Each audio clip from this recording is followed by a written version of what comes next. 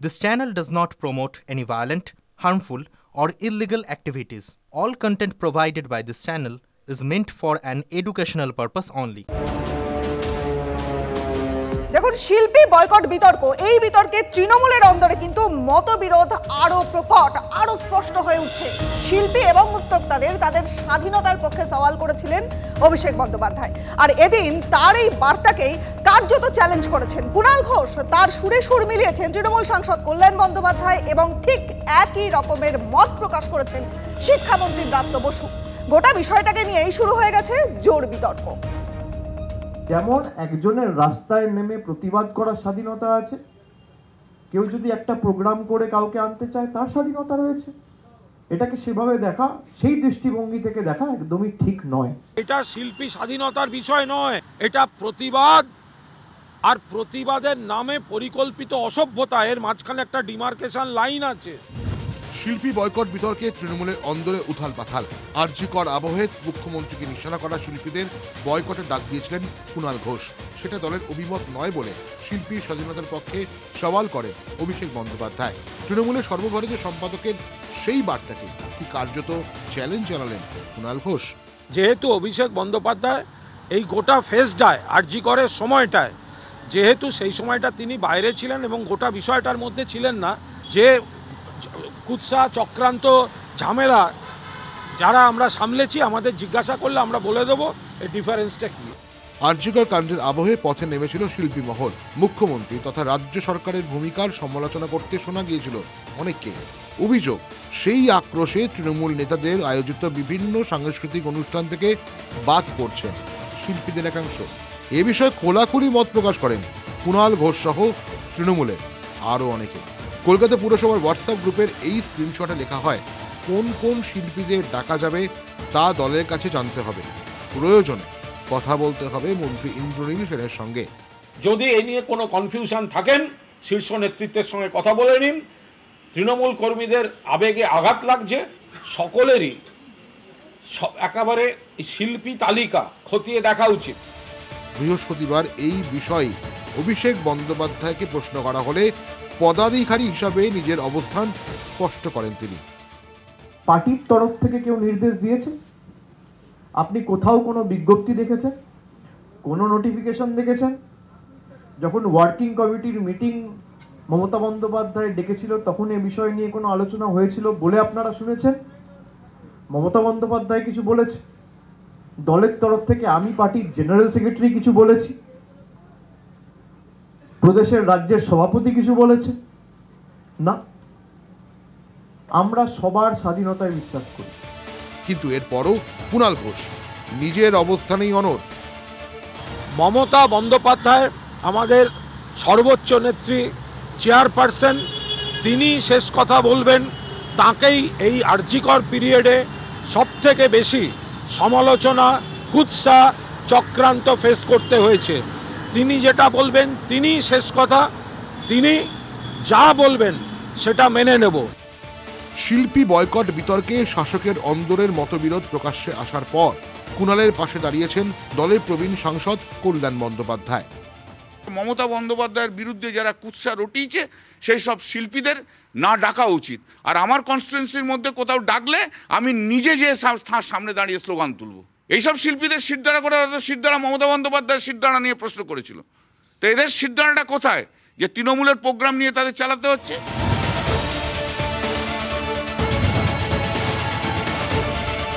আমি আর্টিস্ট হিসেবে আমি রাষ্ট্রের বিরোধিতা করব, আমি সরকারের বিরোধিতা করব, আবার সেই সরকারের থেকেই শো চাইতে যাব, সেই সরকারের থেকে অনুদান আশা করব, এইটা হতে পারে না।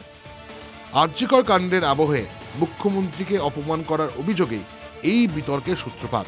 তাই খোদ মমতা বন্দ্যোপাধ্যায় এ বিষয়ে কি মনে করেন সেটা জানাই এখন সবচেয়ে বড় কৌতূহলের বিষয় সাধারণ মানুষের কাছে। সৌরভ গুহ রিপোর্ট, টিভি9 বাংলা। বোঝাই যাচ্ছে যে অভিষেক বন্দ্যোপাধ্যায়ের বার্তাকে কার্যত চ্যালেঞ্জ করলেন কুণাল ঘোষ, তার পাশে দাঁড়ালেন কল্যাণ বন্দ্যোপাধ্যায়, ব্রাত্য বসু প্রমুখ। এবার এই শিল্পী বয়কট, এই বিতর্কে নিশ্চয়ই সরগরম হচ্ছে রাজ্য রাজনীতি, বুঝতেই পারছেন, এবং প্রকট তৃণমূলের অন্দরের মতবিরোধ এই ইস্যুতে শিল্পী মহল, সেখানেও কিন্তু তীব্র প্রতিক্রিয়া তৈরি হচ্ছে। কেউ কেউ বলছেন যে অভিষেক বন্দ্যোপাধ্যায় তিনি ঠিক কথা বলেছেন, আবার কারো মতে যে এটা শিল্পীর স্বাধীনতায় হস্তক্ষেপের শামিল। একই অভিযোগে তৃণমূলকে নিশানা করেছে বিরোধীরা, পাল্টা যুক্তি খাড়া করেছে শাসক দল। বছরের শেষ লগ্নে যে বিতর্কের সূত্রপাত, নতুন বছরে সেই বিতর্কের সুর আরও চড়া হচ্ছে। আরজিকর কাণ্ডের আবহে মুখ্যমন্ত্রীকে নিশানা করা শিল্পীদের বয়কট করা নিয়ে তৃণমূলের অন্দরে ফাটল ক্রমশ চওড়া হচ্ছে। আমার কাছে 4 দিন আগে একজন শিল্পীর ফোন এসেছিল, সে বলল যে আমি শুনতে পেরেছি যে আরজিকরের সময় আমরা প্রতিবাদ করেছিলাম বলে আমার একটা সেখানে শো করার কথা ছিল, আগামী সপ্তাহে হঠাৎ করে আমায় ক্যান্সেল করে দিয়েছে।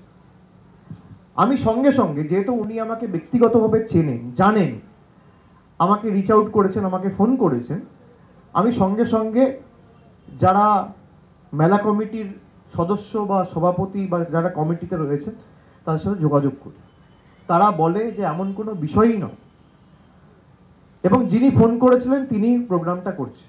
ভাই, এটাই তো বাংলার সাথে অন্য রাজ্যের পার্থক্য। প্রতিবাদ কেন করবে না? কোন এক শিল্পী, কে শিল্পী যাকে ফোন করে বলতে হচ্ছে প্রোগ্রাম দিন, ওই ধরনের কিছু, তার সেই শিল্পীর সিদ্ধারা কোথায়, সেই শিল্পীর নাম কি জানতে চাই। অভিষেক বন্দ্যোপাধ্যায়ের বক্তব্যকে কার্যত নস্যাৎ করে যেভাবে কুণাল ঘোষ, ব্রাত্য বসু ও কল্যাণ বন্দ্যোপাধ্যায় বয়কটের পক্ষে সওয়াল করেছেন, তাতে শাসকের অন্দরের মতবিরোধী স্পষ্ট হয়ে যাচ্ছে বলে অনেকের অভিমত।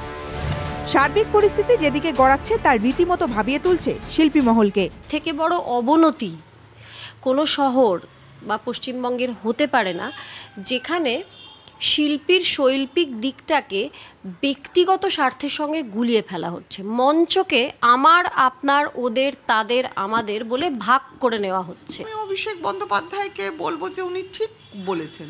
উনি ওই মান্যতাটা তো যে কোনো মানুষের, যে কোনো আর্টিস্টদের একটা গণতান্ত্রিক অধিকার, এবং মুখ্যমন্ত্রী তো কোনোদিন বলেননি। আলটিমেটলি তৃণমূলের ভয়েতে লোকে যায়, গুটি কয়ে যায়, 80% অফ হয়ে গেছে। শিল্পীরা যে তাদের বিরুদ্ধে হয়তো প্রচারে নামতে পারে 26-এ, 2011-র মতো, তারা সেই সিঁদুরে মেঘ দেখছেন এবং রেগে যাচ্ছেন। নতুন করে এই ইস্যুকে ঘিরে যেভাবে নেতাদের মতানৈক্য প্রকট হচ্ছে, তা নিয়ে শাসকের বিরুদ্ধে শিল্পীর স্বাধীনতায় হস্তক্ষেপের অভিযোগকেই হাতিয়ার করছে বিরোধীরা। তৃণমূল কংগ্রেস মত প্রকাশের স্বাধীনতাতে বিশ্বাস করে না। তৃণমূল কংগ্রেস হচ্ছে ফান্ডামেন্টালিজমে বিশ্বাস করে। এখন শিল্পীরা পশ্চিমবঙ্গের এমন অবস্থা, সিনেমা চলছে না, ভয়ঙ্কর বাজে অবস্থা, সরকারি পৃষ্ঠপোষকতায় সবাই জীবনযাপন করছে, তার ফলে অনেককে তৃণমূলের প্রতিষ্ঠা দিবসে মঞ্চে গিয়ে সেজিয়ে গুজিয়ে গান করতে হচ্ছে, অনেক কিছু করতে হচ্ছে। সবাই প্রতিবাদও করার সুযোগ বা সাহস পাচ্ছেন না। তৃণমূল দলের প্যাঁচার খিচখিচিতে দিদিকে নেতৃত্ব দিয়ে ঠিক করতে হবে, বাকি কিন্তু চলছে, চলবে। আমরা কিন্তু শিল্পীদের অধিকারের পক্ষে। শিল্পী কেন, ভারতবর্ষের সব মানুষের মতামত প্রকাশের যে অধিকার, আমরা সেই অধিকারের পক্ষে। শিল্পী বয়কট বিতর্কে বাকযুদ্ধ, তৃণমূল শিবিরকে নিশানা বিরোধীদের। গত 3-3.5 মাস দিদি তো দিদির মতো রয়েছে, মুখ তো খুলেছিলাম আমি আর কুণাল, এছাড়া তো আর তো কেউ মুখ খোলেনি। ভাই, দিদিকে দিনের পর দিন আঘাত করবে আর আমরা চুপ করে বসে থাকবো, এই পাঠশালা আমি পড়িনি। শিল্পী রাজনীতিও করব না, আর ব্যাকড বাই দি অন্য পলিটিক্যাল পার্টি হবো। হলোটা কি আন্দোলন? আন্দোলনের প্রথমটা তো নন পলিটিক্যাল ছিল, আন্দোলনের পরবর্তীকালটা তো পলিটিক্যাল হয়েছে। Backed by the CPM and ultra communist, তাদের দিয়ে হয়েছে, বিজেপির লোক আছে। অনেকেই বলছেন আরজিকর কাণ্ডে যে আন্দোলন গড়ে উঠেছিল তা সহজাত, স্বতঃস্ফূর্ততা ছিল তার মধ্যে। বিভিন্ন ক্ষেত্রের কৃতীদের মতো শিল্পীরাও পথে নেমেছিলেন। মমতা বন্দ্যোপাধ্যায়ের নেতৃত্বাধীন সরকারের ভূমিকা নিয়েও প্রশ্ন তুলেছিলেন আন্দোলনকারীরা। কিন্তু সেই ইস্যুকে খুঁচিয়ে আলাদা করে প্রতিবাদী শিল্পীদের এক বন্ধনীতে ফেলে বয়কটের মতো পথে হাঁটার আদৌ কি কোনো যৌক্তিকতা আছে? সেটা কি ঘুরপথে শিল্পী ও শিল্পীর স্বাধীনতায় হস্তক্ষেপ নয়?